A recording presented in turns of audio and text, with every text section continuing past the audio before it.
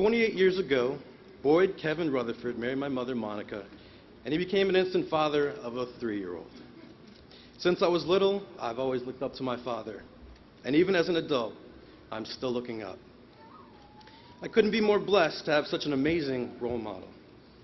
He taught me that with hard work, perfect practice, and determination, anyone can achieve greatness. And today, I'm proud to introduce my father and Maryland's new Lieutenant Governor, Boyd Kevin Rutherford.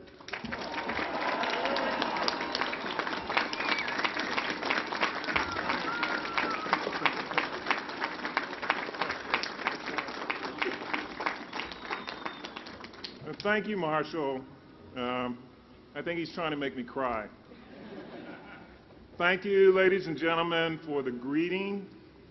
I am very pleased to be here with my family, as well as my great friend, Governor Hogan, and his family. This is a very humbling experience to be honored to become the 9th Lieutenant Governor of this great state.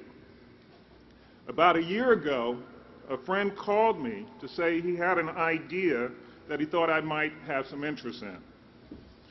At that time, I told my wife, I hope he's not asking me to run for Lieutenant Governor. It turns out that he did, and besides that, he had a wonderful idea. And that was simply, if we were able to put aside party politics and focus on those things that unite us as Marylanders, we could lead our great state toward a promising future. I'm glad that my friend Larry Hogan reached out to me on that day, and I'm deeply honored to serve the 62nd governor of this great state as the 9th Lieutenant Governor at this time. Now that might sound a little confusing, 9th Lieutenant Governor, 62nd Governor, but a number of years ago, in the mid-1800s, the first Lieutenant Governor's position was abolished. And it's only been since 1970 that it has been reinstituted. And that may be the case because sometimes it appeared that you may have had 2 different administrations in the State House, sometimes with 2 different goals and different agendas. But that's going to be different in the Hogan-Rutherford administration. We will have a united executive branch working together, serving all the people of Maryland.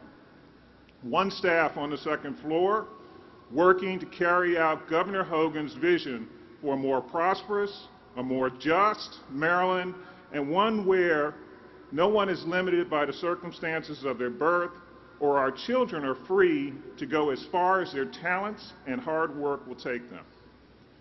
As the governor and I had traveled around the state, we saw the promise and potential of this great state.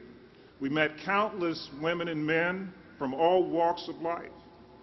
However, too often we heard that they felt forgotten, that they wanted a government that would live within its means, that took less money out of their pockets, and borrowed less against theirs and their children's future. Well, we've heard that, and we've heard you, and we have not forgotten and will not forget. We will work across party lines to have a government that works for all the people of Maryland. To my fellow elected officials, I'm honored to be your colleague.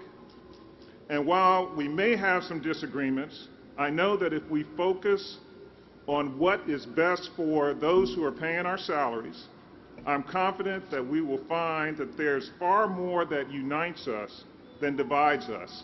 And by working together, there will be no limit to what we can accomplish for our citizens. Thank you again, and thank you for this profound honor. Thank you, Governor Hogan, for asking me to join you.